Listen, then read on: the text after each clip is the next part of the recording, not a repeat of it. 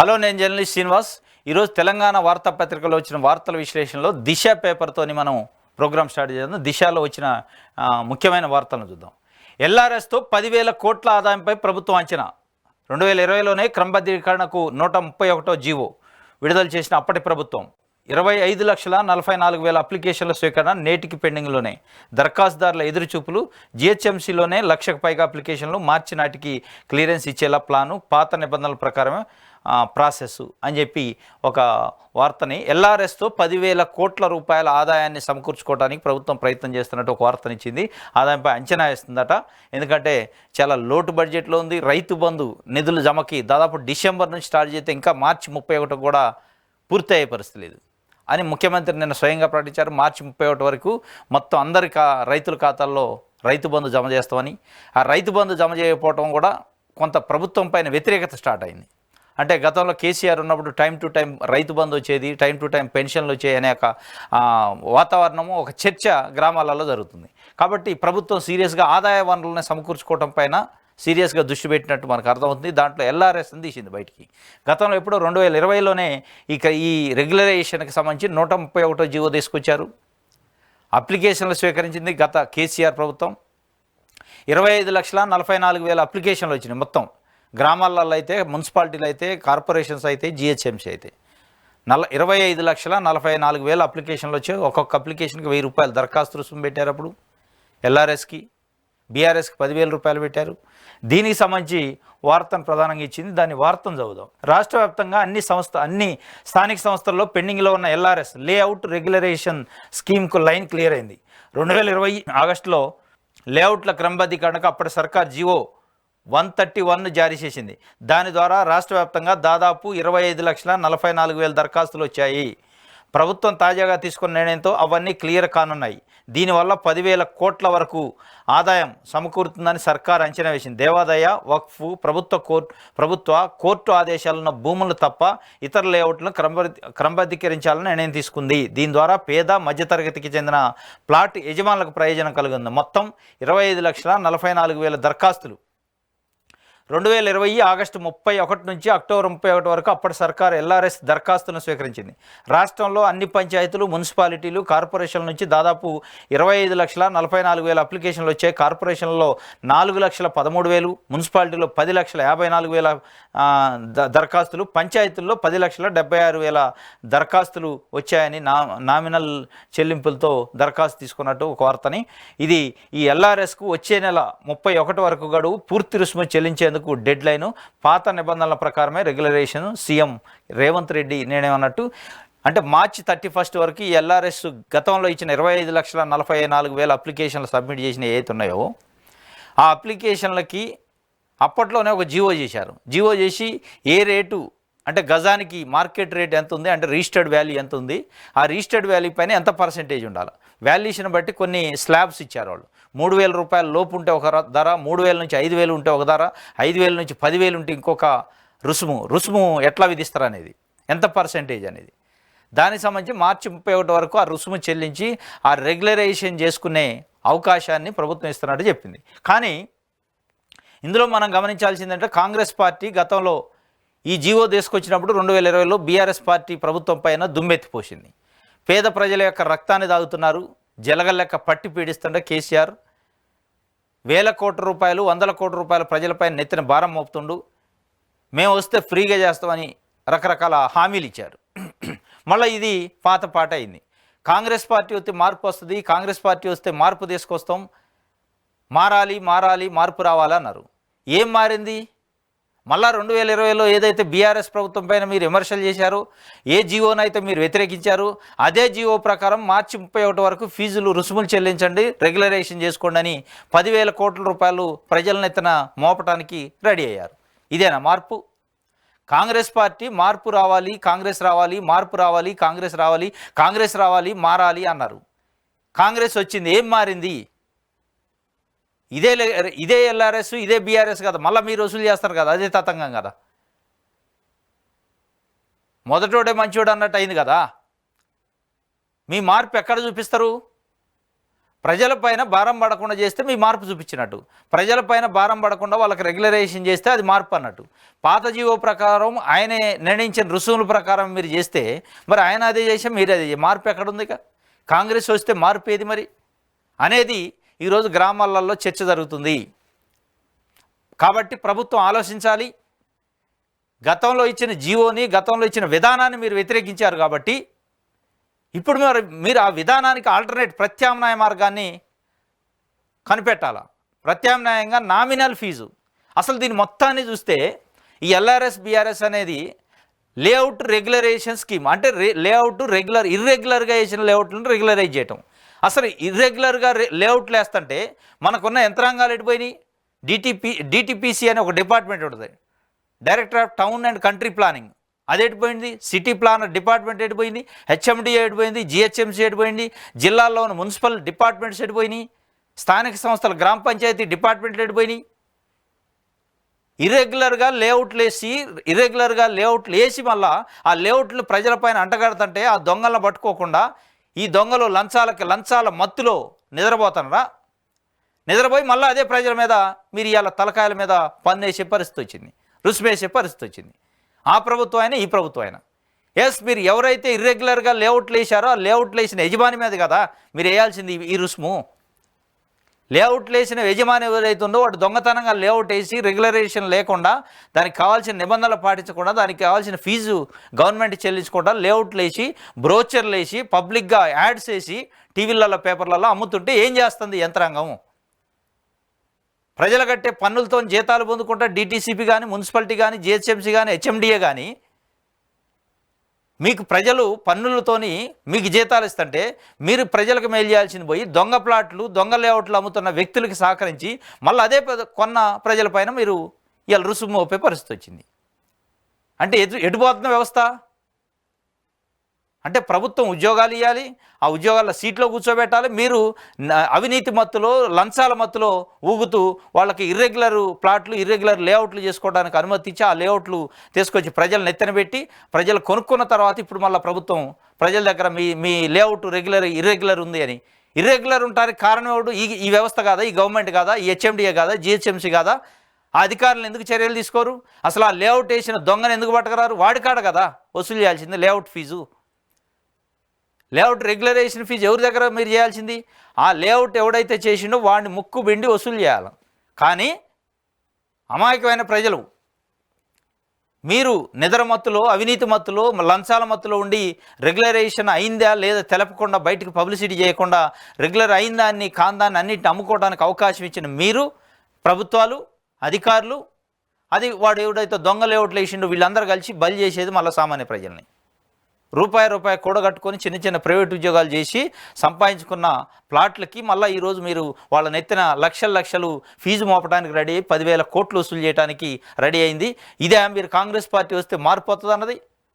BRS party దొంగలు చేసింది ఇదేనా, మళ్ళీ మీరు చేసేది అదేనా? అరే అసలు ఇర్రెగ్యులర్ లేఅవుట్ వేసినోడిని పట్టుకోవాలి, ఇర్రెగ్యులర్ లేఅవుట్ వేయడానికి కారణమైన అధికారులను పట్టుకోవాలి. వాళ్ళని పట్టుకోకుండా సామాన్య ప్రజలను పట్టుకొని వాళ్ళపైన పన్నేసి 10,000 రూపాయలు ముక్కు బిండి వసూలు చేయడానికి కాంగ్రెస్ పార్టీ ప్రభుత్వం కూడా సిద్ధమైంది అని చెప్పి ప్రజలు ఈరోజు చర్చించుకుంటున్నారు. ఏం మార్పు వచ్చింది మాకు కాంగ్రెస్ పార్టీ రావటం వల్ల అనేది అనుకునే పరిస్థితికి తీసుకొస్తాడు రేవంత్ రెడ్డి ప్రభుత్వం. ఇది ఎల్ఆర్ఎస్తో 10,000 కోట్ల ఆదాయంపై ప్రభుత్వం అంచనా అని. ఇంకోటి బీఆర్ఎస్కు కేసీఆర్ స్లీపింగ్ ప్రెసిడెంట్ అట. KTR outsourcing person, management quota కింద వచ్చిన వ్యక్తి. నేళ్ల పేరుతో నిధులు దోచుకున్నారు. మేడిగడ్డ కుంగింది, అన్నారం పగిలింది.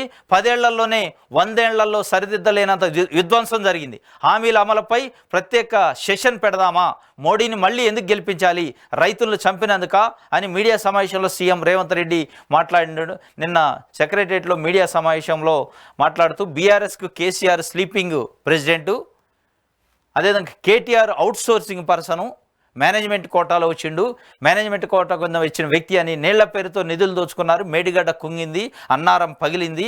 10 ఏళ్లలో 100 ఏళ్లలో పోడ్చలేనంత విధ్వంసాన్ని, సరిదిద్దలేనంత విధ్వంసాన్ని చేశారు. హామీల అమలుపై ప్రత్యేక సెషన్ పెడదాం అవసరమైతే అని చెప్పి మోడీకి మళ్ళీ ఎందుకు ఓటేయాలి, మోడీని మళ్ళీ ఎందుకు గెలిపించాలి, రైతులను చంపినందుకు కానీ రేవంత్ రెడ్డి మాట్లాడిన మాటల్ని దిశ పత్రిక వేసింది.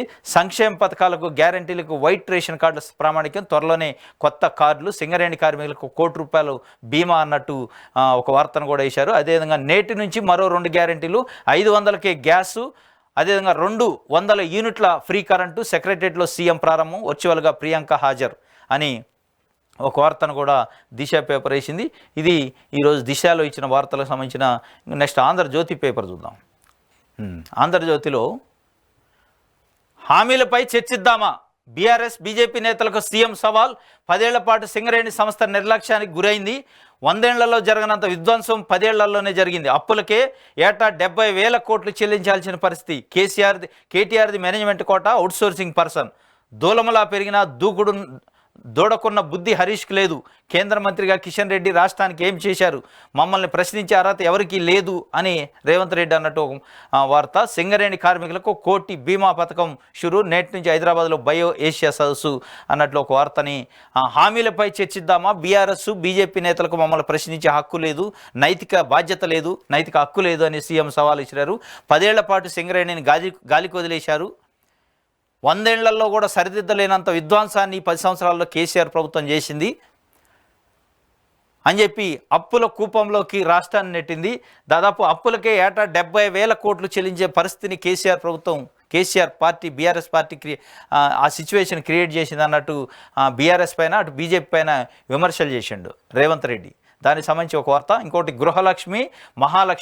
గృహజ్యోతి మహాలక్ష్మికి శ్రీకారం నేడే, 200 యూనిట్ల దాకా ఉచిత విద్యుత్, 500కు గ్యాస్ సిలిండర్ అమలు, సీఎం రేవంత్ చేతుల మీదుగా చేవెళ్లలో ప్రారంభించి భారీ సభకు ఏర్పాట్లు, స్థానిక సంస్థల కోట, ఎమ్మెల్సీ ఉప ఎన్నిక షెడ్యూల్ విడుదలవడంతో వేదిక మార్పు, పథకాల ప్రారంభం సచివాలయంలోనే, షెడ్యూల్ ప్రకారమే భారీ బహిరంగ సభ, వర్చువల్గా ప్రసంగించిన ప్రియాంక.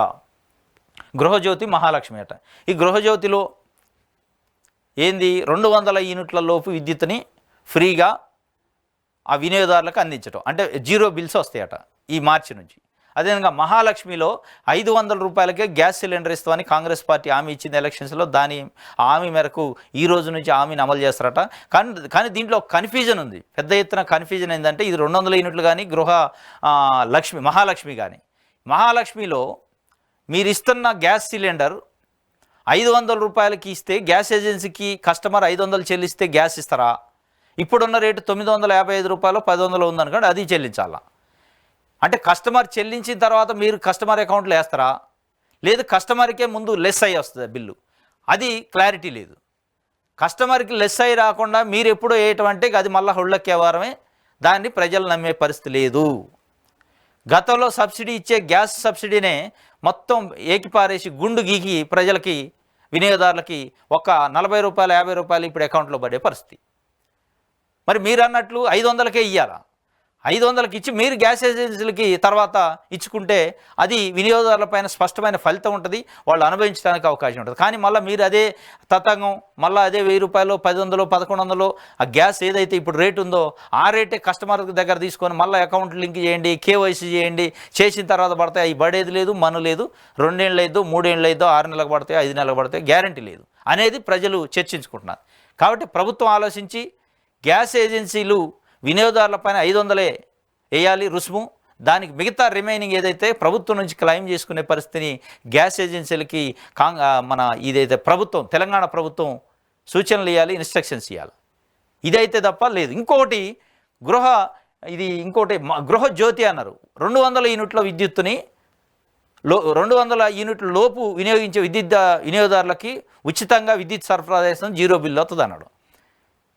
ఒక పర్సన్ ఉండు గ్రామంలో టౌన్కి వచ్చిండు, కిరాయికి ఉంటుండు, వానికి 100 యూనిట్లే కాలిద్ది. ఎట్లా ఇస్తారు? ఏ ప్రామాణికం? దాదాపు కొన్ని లక్షల కుటుంబాలు హైదరాబాద్ పరిసర ప్రాంతాల నుంచి, హైదరాబాదు నుంచి, ఆంధ్రా నుంచి వచ్చి ఇక్కడ సెటిల్ అయ్యి ఇక్కడ కిరాయిలకుండి, రెంట్లకుండి, అద్దె ఇళ్లలో ఉండే వ్యక్తులు ఉన్నారు. వాళ్ళకి ఇస్తారా లేదా? క్లారిటీ లేదు. గృహజ్యోతి 200 యూనిట్లో ఫ్రీ అంటారు. ఎవరికి ఇస్తారు, ఎవరికి ఇయ్యరు? అద్దెకుండే వాళ్ళకి ఎట్టిస్తారు, ఓనర్స్కి ఎట్టిస్తారు. ఒక ఇల్లు ఉంటే హైదరాబాద్లో ఒక 10-15 మీటర్లు కూడా ఉండే ఉంటాయి. ఆ 10-15 మీటర్లకి ఏ విధంగా మీరు తీసుకుంటారు, ఎట్లా ఇస్తారు సబ్సిడీ అనేది చెప్పకపోతే ఇక్కడే అసలు హైదరాబాద్ మొత్తం తెలంగాణ వ్యాప్తంగా ఎంత పబ్లిక్ ఉందో ఒక హైదరాబాద్లోనే అంత పబ్లిక్ ఉంటారు, అన్ని ఇళ్ళు ఉంటాయి. మరి ఇక్కడ ఇంతమంది మినహాయింపు ఉన్నారా లేదా, వస్తారా ఆ స్కీమ్ పరిధిలోకి అనేది ప్రభుత్వం చెప్పాల్సిన అవసరం ఉంది. ఇప్పుడు మీరు వాళ్ళని మినహాయిస్తే ఇక మీరు ఇచ్చే స్కీము వృధా అయింది. ఎందుకంటే చాలా అట్టడుగు వర్గాలు, బలహీన వర్గాలు, పేద బిక్కి వర్గాలు చాలామంది ఉండరు హైదరాబాద్ స్లమ్స్లో, హైదరాబాద్ చుట్టుపక్కల కిరాయిలకు ఉండేవాళ్ళు, అవుట్స్కట్స్లో చాలామంది ఉన్నారు.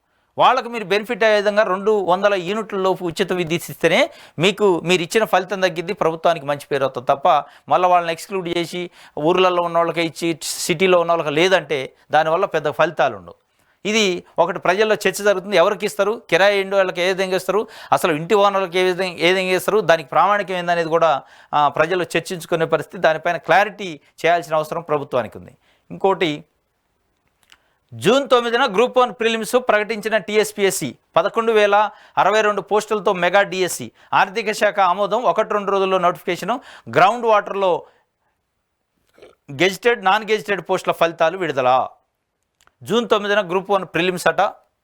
అంటే మన గ్రూప్ 1కి సంబంధించి పాత నోటిఫికేషన్ రద్దు చేసి కొత్త నోటిఫికేషన్ వేశారు. కొత్త నోటిఫికేషన్కి అప్లికేషన్ కూడా ఈ నెల 23 నుంచి స్టార్ట్ అయినాయి. మార్చి 14 వరకు ఉంది దానికి సంబంధించి అప్లికేషను సబ్మిషన్కి. వచ్చే నెల 14 వరకు, మార్చి 14 వరకు. దాని తర్వాత స్క్రూటినీ ఉంటుంది, రిజెక్షన్ ఉంటుంది, అబ్జెక్షన్స్ ఉంటాయి. అన్నీ అయిపోయిన తర్వాత జూన్ 9న గ్రూప్ 1 ప్రిలిమ్స్ ఎగ్జామ్ పెడతారట. ఎందుకంటే జూన్ 9 వరకు ఎస్ఎస్సి ఎగ్జామ్స్ ఉన్నాయి, ఇంటర్మీడియట్ ఎగ్జామ్స్ ఉన్నాయి, వేరే బోర్డు ఎగ్జామ్స్ ఉన్నాయి, ఎలక్షన్స్ ఉన్నాయి. ఇవన్నీ అయిన తర్వాత జూన్ 9న పెడతారట.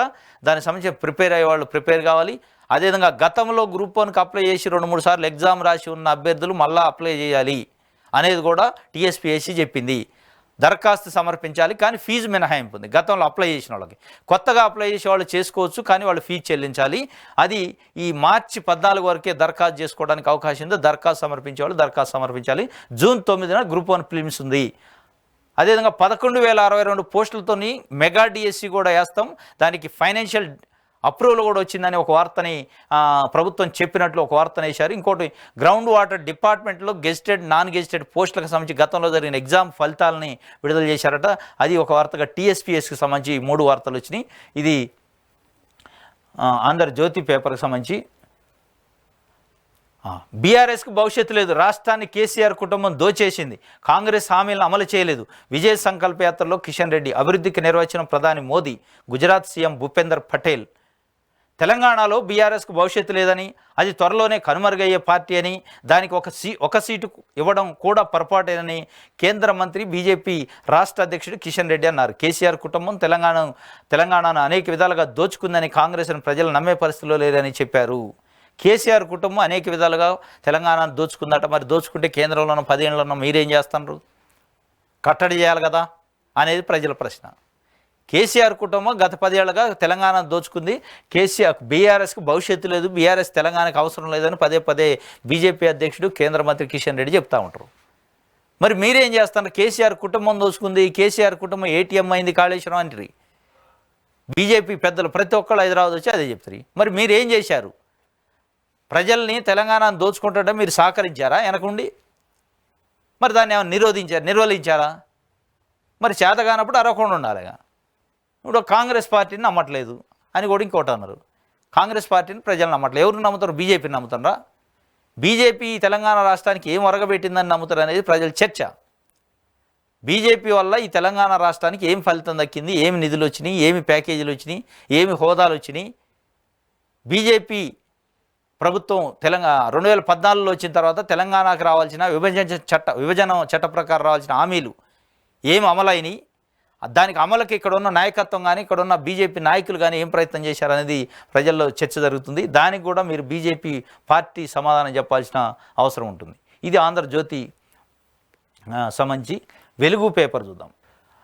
10 ఏళ్లలో 100 ఏళ్ల విధ్వంసం, కేసీఆర్ ఆయన పరివారం అన్నింటిలో దోపిడీకి తెగబడ్డది. ఒక్కొక్కటి అన్నింటిని బయటికి తెస్తాం సీఎం రేవంత్ రెడ్డి. తండ్రి, కొడుకు, మామ, అల్లుడు రాష్ట్రాన్ని దివాలా తీయించారు. ఏడాదికి 70,000 కోట్లు అప్పులకే కట్టాల్సిన పరిస్థితికి తెచ్చిండ్రు. దూలం లెక్క పెరిగిన హరీష్కు దూడకు ఉన్న మెదడు కూడా లేదు. ప్రజా తీర్పు దెబ్బకు కేటీఆర్ అమెరికా పారిపోయిండు. ఇప్పుడు వచ్చి ఏదేదో మాట్లాడుతున్నాడు. కేసీఆర్కు కిషన్ రెడ్డికి తేడా లేదు. బీఆర్ఎస్ స్క్రిప్ట్నే కిషన్ రెడ్డి చదువుతున్నాడు. 3 పార్టీల మేనిఫెస్టోలపై చర్చకు సిద్ధమా అని సవాల్. గ్రూప్ 1 అభ్యర్థులకు ఫ్రీగా కోచింగ్ అందజేస్తామని ప్రకటన. ఇది 10 ఏళ్లలోనే 100 ఏళ్ల విధ్వంసం చేశారు అని చెప్పి ఆయన చెప్పిండు.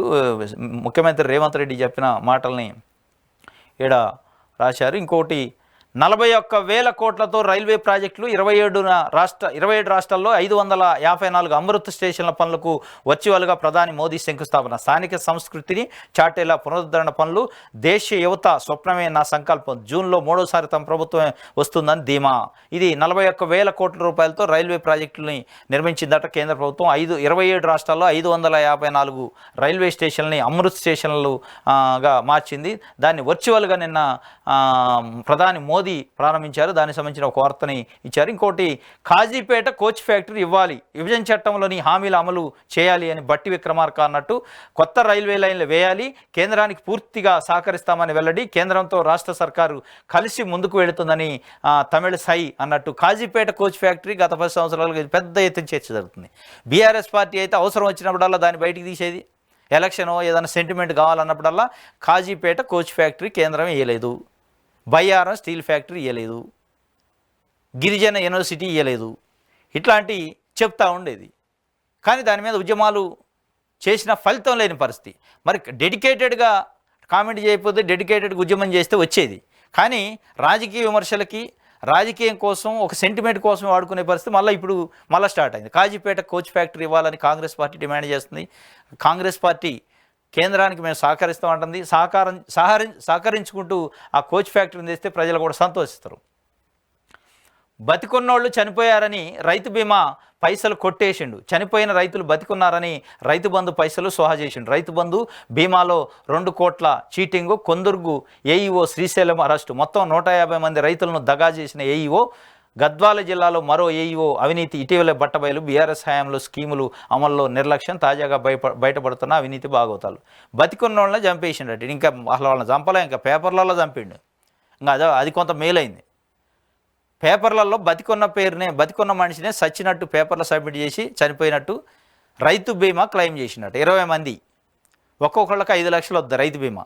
చనిపోతే, రైతుగా ఉండి చనిపోతే 5 లక్షలు వద్ది. 5 లక్షలు క్లెయిమ్ చేయడానికి వాళ్ళకి దొంగ అంటే ఫేక్ డెత్ సర్టిఫికేట్ క్రియేట్ చేసిండు, ఫేక్ డాక్యుమెంట్స్ అన్ని క్రియేట్ చేసి ఇగో ఈ దొంగ లెక్కన ఉండు, సేమ్ ఉడతల బట్టి లెక్క ఉండు. వీడు శ్రీశైలం అంట, కొందుర్గు, షాద్నగర్ దగ్గర కొందుర్గు మండలంలో ఏఈగా పనిచేస్తారు. ఒక 4-5 గ్రామాలకు సంబంధించిన రైతుల డేటా సేకరించి దాంట్లో కొంతమందిని చనిపోయినట్టు క్రియేట్ చేసి, ఆ క్రియేట్ చేసిన డాక్యుమెంట్స్ని పెట్టుకొని, ఫేక్ డాక్యుమెంట్స్ని అప్లై చేసి దాదాపు ₹1 కోటి ఆల్రెడీ అకౌంట్లలో జమ అయినాయి, ఇంకో ₹1 కోటి పెండింగ్లో ఉంది. అప్పుడు ఆ ఇన్సూరెన్స్ ఎల్ఐసి సంస్థ వాళ్ళు వచ్చి ఎంక్వైరీ చేశారు. ఏంది ఇంతమంది ఈ మండలంలోనే, ఈ ఏరియాలోనే ఇంతమంది ఎట్లా చనిపోయారు ఒక ఇయర్లో అని చెప్పి వాళ్ళకి డౌట్ వచ్చి ఎంక్వైరీ చేస్తే బతికున్న మనుషులు బతికే ఉన్నారు, కానీ వాళ్ళ పేరుతో క్లెయిమ్ చేసిండు. మరి ఈయన ఏం చేస్తారు? మళ్ళీ సోకాజ్ నోటీసులు ఇచ్చి సస్పెండ్ చేసి మళ్ళీ 3 నెలల తర్వాత దిస్తే వీడు ఇప్పుడు బతికున్న వాళ్ళని చంపినట్టు రికార్డు చేసిండు. ఇంకోసారి అసలు చంపేస్తారు, మనుషులనే చంపుతారు డబ్బుల కోసం. అట్లాంటి వ్యక్తులు ఉన్నారు. వీడు దొంగకోళ్ళు బట్టేళ్ళకి ఉండవు. ఈ శ్రీశైలం అంటారు. దీనికి సంబంధించి ఒక వార్తని ఇచ్చారు వెలుగు పేపర్కి సంబంధించింది. నమస్తే తెలంగాణ చూద్దాం. నమస్తే తెలంగాణలో 2 ఫోటోలు వేశారు. ఏడైంది నీటి కోసం బారులు, ప్లాస్టిక్ బిందెలతో పడిగాపులు. ఏడైంది తాగునీటి కోసం రోడ్డు ఎక్కిన మహిళలు. 2 అయ్యాయి. నీళ్ల కోసం ప్లాస్టిక్ డబ్బాలు పెట్టుకొని, ప్లాస్టిక్ బిందెలు పెట్టుకొని ఇక్కడ తహసీల్దార్ ఆఫీస్ ముందు ఎడం క్యూ లైన్లో ట్యాంకర్ దగ్గర ఉన్నట్టు రాశారు. చూద్దాం ఇది ఎక్కడని. తుంగభద్ర నది ఒడ్డునే ఉన్న రాజాపురం గొంతెండుతున్నదని గద్వాల జిల్లా ఐజా మండలంలో ఈ పల్లె తాగునీటి కోసం తనలాడుతున్నది. కేసీఆర్ హయాంలో మిషన్ భగీరథ కింద ఇంటింటికి నీళ్ళు ఇవ్వగా 10 ఏళ్లుగా ప్లాస్టిక్ బిందెలు ఆ ఊరిలో కనిపించలేదు. ఇప్పుడు మళ్ళీ పాత రోజులు మొదలయ్యాయి. దీంతో సమీప గ్రామాల నుంచి 4 ట్యాంకర్లు వస్తేనే ఊరంతా గొంతు తడుపుకోవాల్సిన పరిస్థితి నెలకొన్నది. నీటి ఎద్దడి కారణంగా బంధువులను ఇళ్లకు పిలవడం మానేసిన రాజాపురంలో ట్యాంకర్ వచ్చిందంటే ఇలా బిందెలతో బాలు తీరుతున్నారు అని. ఇది అంటే కేసీఆర్ హయాంలో మిషన్ భగీరథ కింద ఇంటింటికి నల్లా నీళ్ళు వచ్చినాయట. 10 ఏళ్లుగా ప్లాస్టిక్ బిందెలు లేవట. మరి ఈ 3 నెలల్లోనే మరి ఆ నల్లాలు ఇడిపోయినాయి, ఆ పైపులు ఇడిపోయినాయి. నిజంగా వేసి ఉంటే ఆ గ్రామానికి నిజంగానే మిషన్ భగీరథ కింద పైపులు వేసి మిషన్ భగీరథ కింద నీళ్లు నల్ల నీళ్ళు వస్తే మరి 3 నెలల్లో రేవంత్ రెడ్డికి ఆ ఊరు మీద ఏమైనా కష, కాంగ్రెస్ పార్టీ ప్రభుత్వానికి ఆ ఊరి మీద ఏమన్నా జలసియా, శత్రుత్వం ఉందా? వచ్చే నీళ్ళని ఎందుకు ఆపుతారు? అసలు ఆడ పైపులు ఉన్నాయా లేవా, నల్లలు ఉన్నాయా లేదా? గత 10 ఏళ్లలో కూడా ఇదే పరిస్థితి ఉందా? ఎవడికి తెలుసు? నువ్వు ఇవాళ నీకు ప్రభుత్వం లేదు కాబట్టి ఫోటో వేసి వార్త వేసినావు. గతంలో కూడా రాలేదేమో. ఎస్, మీరు అన్నారు 3 నెలల నుంచి ఎందుకు ఆగుతాయి? 10 ఏళ్లలో కేసీఆర్ నిజంగానే మిషన్ భగీరథ కింద స్పెసిఫిక్గా ఆ ఊర్లో, మీరు అన్న ఊర్లో పైపులు వేసి నల్లలు పెట్టుంటే ఎడిపోయినాయి ఆ నల్లలు. రేవంత్ రెడ్డి వచ్చి పీకేసిండా నల్లలు, పైపులు పీకేసిండా? లేకపోతే ఆ ఊరి మీద రేవంత్ రెడ్డికి ఏమన్నా గెట్టు తగాదా, చెట్టు తగాదా ఉందా? ఎడిపోతాయి. రియాలిటీ ఏంటంటే అక్కడ పైపులు లేవు, నల్లలు లేవు. ఎస్, వేశారు మిషన్ భగీరథ. చాలా గ్రామాల్లో పైపులు లేవు, నల్లలు లేవు. కొన్ని దగ్గర పైపులు నల్లలు నీళ్లు లేవు. కొన్ని ఏరియాల్లో వస్తున్నాయి. వాటిని మీరు చూసుకొని మొత్తం 100% నీళ్లు వస్తున్నట్టు క్రియేట్ చేసి మీరు 10 ఏళ్ళు పబ్బం గడుపుకొని ఇవాళ అధికారం పోయింది కాబట్టి మీరు ఆ వార్తను వేశారు. అదే మీరే ఇవాళ అధికారం ఉంటే ఇక్కడ బిందెలు ఉన్నా, ఇంకా 1000 బిందెలు ఉన్నా అది వార్త రాదు. కాబట్టి నిజంగానే మీరు 3 నెలల క్రితం వరకు నీళ్ళు వచ్చినాయి, నల్లలు ఉన్నాక ఆ నల్లలు ఇడిపోతాయి. ఆ నల్లల్ని ఇప్పుడున్న ప్రభుత్వం ఎందుకు బంద్ చేద్ది? వాళ్ళకి ఏమైనా కష? వీళ్ళకి ఏమైనా ఆ ఊరికి కాంగ్రెస్ పార్టీకి ఏమైనా గెట్టు తగాదా, చెట్టు తగాదా ఉందా? ఇది వార్త. తాగునీటి కోసం ఖమ్మం జిల్లా వేంసూరులో మహిళలు రోడ్డెక్కారు. ఎన్ఎఫ్డబ్ల్యూ మహిళా సమైక్య ఆధ్వర్యంలో ఖాళీ బిందెలతో తహసీల్దార్ కార్యాలయంలో సోమవారం నిరసనలకు దిగారు. మండలంలోని 26 గ్రామాలకు గాను 15 పంచాయతీల్లో తాగునీరు సరిగా అందడం లేదని తెలిపారు. నీళ్ల కోసం కిలోమీటర్ దూరం వెళ్లాల్సి వస్తుందని మహిళలు ఆవేదన వ్యక్తం చేశారు.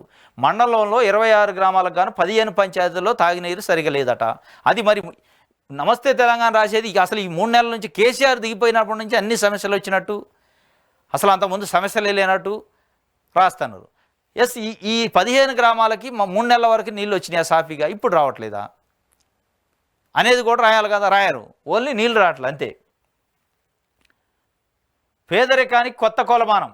సంక్షేమ పథకాలకు తెల్ల కార్డే ప్రామాణికం. పేదలు ఎవరో మళ్ళీ నిర్వచించాల్సిన అవసరం ఉంది, లేకపోతే కోటీశ్వరులు దరఖాస్తు చేస్తారు అని సీఎం రేవంత్ రెడ్డి చెప్పిండు. మేనిఫెస్టో గ్యారంటీలపై అసెంబ్లీలో చర్చిద్దామా? బీఆర్ఎస్ బీజేపీకి ముఖ్యమంత్రి రేవంత్ సవాల్. కాళేశ్వరం ప్రాజెక్టుపై మరోసారి సీఎం అక్కసు. పంపు సెట్ల వల్లే సాగు పెరిగిందంటూ వితండవాదన. అప్పులు తెచ్చి ఆస్తులు సృష్టించలేదంటూ వ్యాఖ్య. జీతాల వల్లే రైతు బంధు లేట్ అవుతుందని వెల్లడి. రైతు బంధు తేదీ మళ్ళీ మారింది. సాయానికి కొత్త డెడ్లైన్ మార్చి 31. ఎడాపెడా తేదీలు మార్చేస్తున్న సీఎం. ఇది వాస్తవం. రైతు బంధు గతంలో ఫిబ్రవరి 15 కల్లా మీ అకౌంట్లో అందరి అకౌంట్లో రైతులు జమ అయితేనే ఇదే ముఖ్యమంత్రి చెప్పిండు. మళ్ళీ దీన్ని ఎప్పుడు తీసిపోయారు? మార్చి 15 కూడా కాదు, మార్చి 31 అట. మళ్ళీ మార్చి 31కి ఏప్రిల్ 30 అయిద్దా అనేది కూడా డౌటే. ఎందుకు రైతు బంధు డిసెంబర్లో మొదలైస్తే ఈ రోజు వరకు చెల్లించలేకపోయారు అనేది రైతులు ఈరోజు గ్రామాలలో చర్చించుకుంటున్నారు. గతంలో కేసీఆర్ ఉండగా టంచనగా పడేది, టైంకి మా అకౌంట్లలో డబ్బులు పడేది అనే ఒక చర్చ నడుస్తుంది. ప్రభుత్వం దీనిపైన ఆలోచించాలి సీరియస్గా. మిగతా ఏమన్నా పక్కకు పెట్టి రైతులకి రైతు బంధు డబ్బుల్ని వాళ్ళ అకౌంట్లలో వేస్తే వాళ్ళకి కావాల్సిన పెట్టుబడి సాయం కానీ కొంత ఎసులుబాటు దొరికింది. అది వదిలేసి మీరు దఫల వారీగా 15 రోజులు 20 రోజులు నెల పెంచుకుంటూ పోతే దీనివల్ల ఒక నెగిటివ్ ఇంపాక్ట్ వచ్చే అవకాశం ఉంది. వచ్చే పార్లమెంట్ ఎన్నికల్లో ఆ నెగిటివ్ ఇంపాక్ట్ మీ పార్టీ పైన కూడా పడే అవకాశం ఉంది. కాబట్టి ప్రభుత్వం దీనిపైన సీరియస్గా దృష్టి పెట్టాలి. మార్చి 31 అనేది డెడ్ లైన్ మళ్ళీ పెంచడం కరెక్ట్ కాదు. ఎందుకంటే మీ నోటితో మీరే ఫిబ్రవరి కల్లా మీకు పడతాయి, ఫిబ్రవరి 15కి మొత్తం అందరికి క్లోజ్ చేస్తామని చెప్పారు. మళ్ళీ దాన్ని దాదాపు నెలన్నర 45 రోజులకు పెంచారు. మళ్ళీ 45 రోజులు కూడా గ్యారంటీ ఉందా లేదా అనేది రైతుల్లో అనుమానం లేస్తుంది. కాబట్టి దానిపైన క్లారిఫై చేయాలి.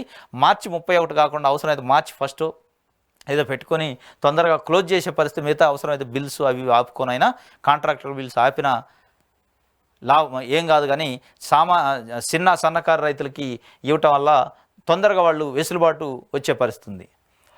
నాడు ఫ్రీ అన్నారు, నేడు ఫీజు అడిగారు. ఎల్ఆర్ఎస్పై కాంగ్రెస్ నాయకుల మడత. విపక్షంలో ఒకలా, అధికారంలో మరోలా. లేఅవుట్ రెగ్యులరైజేషన్ హామీకి మంగళం. ఛార్జీల మదింపును వేగవంతం చేయండి. మున్సిపల్ రిజిస్ట్రేషన్ శాఖకు సీఎం ఆదేశాలు. మార్చి 31 వరకు రుసుము చెల్లింపు గడువు. రాష్ట్ర ప్రభుత్వ ఆదేశాలపై ప్రజలు విస్మయం. ఎల్ఆర్ఎస్తో కాసులు వేటలో సర్కార్. ఖజానా నింపుకోవడం లక్ష్యంగా పావులు. రాష్ట్ర ప్రజలపై 20,000 కోట్ల భారం. ఎల్ఆర్ఎస్ను ఉచితంగా చేస్తాం, ప్రజలెవరూ ఛార్జీలు చెల్లించొద్దని 2020 అక్టోబర్ 10న ఉత్తమ్ కుమార్ రెడ్డి అప్పుడు పిసిసి అధ్యక్షుడిగా ఉన్నాడు అనుకుంటా. 2020 అక్టోబర్ 10 అంటే అప్పుడు ఆ జీవో వచ్చింది. 2020 ఆగస్టు 31 వరకు, ఆగస్టు 31 నుంచి 2020 అక్టోబర్ 31 వరకు దరఖాస్తులు తీసుకున్నారు ఎల్ఆర్ఎస్కి. ఆ సమయంలో ఆయన మాట్లాడిన మాట, ఎల్ఆర్ఎస్ను ఉచితంగా చేస్తాం, ప్రజలెవరూ ఛార్జీలు చెల్లించొద్దు. ఇంకొక ఆయన మాట్లాడండి కింద, బట్టి విక్రమార్క అండ్ సీతక్క, అప్పుడు కాంగ్రెస్ పార్టీ లీడర్. ఎప్పుడు? అక్టోబర్ 6, 2020, అంటే అప్లికేషన్ ప్రాసెస్లో ఆ సందర్భంలో వచ్చేది మా ప్రభుత్వమే, అప్పుడు ఎల్ఆర్ఎస్ని మేము రద్దు చేస్తాం అని బట్టి విక్రమార్క గారు, ఇప్పుడు డిప్యూటీ సీఎం, సీతక్క ఇప్పుడు మినిస్టర్ క్యాబినెట్లో, పంచాయతీరాజ్ మినిస్టర్. ఇంకొక ఆయన అక్టోబర్ 6, 2020 కోమటిరెడ్డి వెంకటరెడ్డి, ఎల్ఆర్ఎస్కి వ్యతిరేకంగా న్యాయ పోరాటం చేస్తున్నాడు. ఇప్పుడు చేయాలి మరి న్యాయ పోరాటం. మీరు అధికారంలో రావటం కోసం ఎట్లా పడితే అడ్డగోలుగా మాటలు మాట్లాడి కేసీఆర్ చేస్తున్న దాన్ని విమర్శించి, కేసీఆర్ చేస్తున్న తప్పు అని, మేము వస్తే రద్దు చేస్తాం, మీ పైన భారం వేస్తుండు, ప్రజల దగ్గర ప్రజల రక్తాన్ని పిండుకొని తాగుతుండు కేసీఆర్ అని చెప్పిన వాళ్ళు మరి ఎందుకు రద్దు చేయరు? మళ్ళీ 10,000 కోట్ల ఆదాయానికి ఎందుకు టార్గెట్ పెట్టారు? ఇప్పుడు ప్రజల ఫీజులు ఎందుకు చెల్లించాలి అనేది ప్రజల్లో చర్చ జరుగుతుంది. దీనిపైన మరి ఏం జరుగుతుందో చూడాలి. ఎందుకంటే మీరు అన్న మాటలకి కట్టుబడి లేని పరిస్థితి ఇప్పుడు కనిపిస్తుంది. ఇది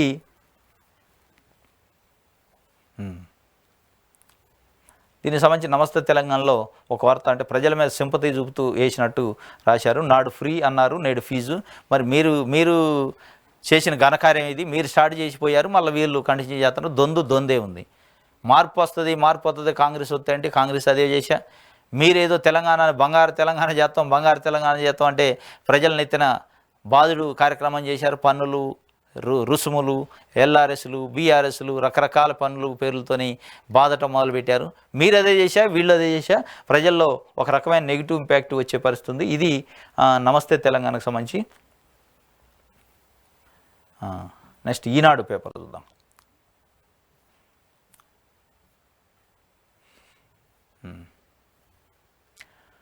రాష్ట్రం నుంచి రాహుల్ పోటీ ఖమ్మం లేదా భువనగిరి స్థానంలో. కాంగ్రెస్ అగ్రనేత రాహుల్ గాంధీ లోక్సభ ఎన్నికల్లో తెలంగాణ నుంచి పోటీ చేయనున్నట్టు తెలుస్తుంది. ఈ మేరకు నిర్ణయం జరిగినట్టు కాంగ్రెస్ ఉన్నత స్థాయి వర్గాలు తెలిపాయి. రాష్ట్రం నుంచి అత్యధిక ఎంపీ స్థానాలు గెలుచుకోవాలన్న పట్టుదలతో ఉన్న కాంగ్రెస్ పార్టీ అభ్యర్థుల ఎంపికపై కసరత్తును ముమ్మరం చేసింది. ఇప్పటికే మెజార్టీ స్థానాలకు అభ్యర్థుల విషయంలో ఓ నిర్ణయానికి వచ్చింది. రాహుల్ గాంధీ తెలంగాణ నుంచి పోటీ చేస్తే ఇక్కడ పార్టీ మరింత ప్రభావం చూపుతుందని కాంగ్రెస్ వర్గాలు ఆశాజనకంగా ఉన్నాయి. ఖర్గేతో రేవంత్ చర్చలు. తెలంగాణ ఇచ్చిన సోనియా గాంధీ రాష్ట్రం నుంచి పోటీ చేయాలని పిసిసి అధ్యక్షుడు ముఖ్యమంత్రి రేవంత్ రెడ్డి, ఉప ముఖ్యమంత్రి బట్టి విక్రమార్క, రెవెన్యూ మంత్రి పొంగులేటి శ్రీనివాసరెడ్డి కొన్నాళ్ల క్రితం ఆమెను కలిసి విజ్ఞప్తి చేశారు. ఆరోగ్య కారణాల రీత్యా ప్రత్యక్ష ఎన్నికల్లో పోటీ చేయదలుచుకోలేదని, నియోజకవర్గానికి న్యాయం చేయాలని ఆమె పేర్కొన్నట్టు పార్టీ వర్గాలు తెలిపాయి. రాష్ట్రం నుంచి రాజ్యసభ సభ్యురాలుగా నిలవాలని సూచించిన సోనియా గాంధీ రాజస్థాన్ నుంచి ఎగువ సభకు వెళ్ళారు. ఇది సోనియా గాంధీ తెలంగాణ ఇచ్చిన వ్యక్తిగా, తెలంగాణ ఇచ్చిన దేవతగా కాంగ్రెస్ పార్టీ పదే చెబుతుంటుంది. ఆ సోనియా గాంధీనే తెలంగాణలో లోక్సభకి పోటీ చేయాలని కోరింది, అడిగారు ముఖ్యమంత్రి, ఉప ముఖ్యమంత్రి, అదేవిధంగా మంత్రి పొంగులేటి శ్రీనివాసరెడ్డి, మిగతా కొంతమంది వెళ్ళి వారు సున్నితంగా తిరస్కరించారట. నాకు ఆరోగ్య కారణాల రీత్యా ప్రత్యక్ష ఎన్నికల్లో పోటీ చేయదలుచుకోలేదని, ఓకే ప్రత్యక్ష ఎన్నికల్లో పోటీ చేయకపోయినా రాజ్యసభకైనా కనీసం మా తెలంగాణ నుంచి ప్రాతినిధ్యం వహించండి అంటే ఆమె సున్నితంగా తిరస్కరించి రాజస్థాన్ నుంచి రాజ్యసభకి ఎంపికయ్యారు. అయితే ఇప్పుడు సోనియా గాంధీ కుమారుడుగా, కాంగ్రెస్ పార్టీ అగ్రనాయకుడుగా రాహుల్ గాంధీ కాంగ్రెస్ పార్టీని మోస్తూ కాంగ్రెస్ పార్టీ కోసం జోడో న్యాయయాత్ర చేస్తాడు. ఆయన్ని ఇక్కడ తెలంగాణ నుంచి పోటీ చేయాలని, ఖమ్మం లేదా భువనగిరి స్థానం నుంచి పోటీ చేయాలని కాంగ్రెస్ పార్టీ ఉన్నత స్థాయి కమిటీకి ఇక్కడ నుంచి తెలంగాణ ప్రదేశ్ కాంగ్రెస్ పార్టీ చెప్పినట్టు, వారు మరి ఒక ఆలోచన చేస్తున్నట్టు, ఒక కంక్లూజన్కి వచ్చినట్టు కాంగ్రెస్, రాష్ట్రం నుంచి రాహుల్ పోటీ అని ఒక వార్తని కంక్లూజన్కి వచ్చినట్టే రాశారు. మరి ఏం జరుగుతుందో చూడాలి, కంక్లూజన్కి వచ్చిందా రాలేదా. ఎల్ఆర్ఎస్ దరఖాస్తులు పరిష్కరించాలని సీఎం ఆదేశం. మార్చి 31లోగా లేఅవుట్ల క్రమబద్ధీకరణ. రాష్ట్ర వ్యాప్తంగా వచ్చిన అర్జీలు 25,44,000. ఆగస్టు 31, 2020 ఉత్తర్వులు, ఆ ఉత్తర్వులే ఉంటాయట. మరి ఆ ఉత్తర్వులు ఏంది అనేది చూడాలి.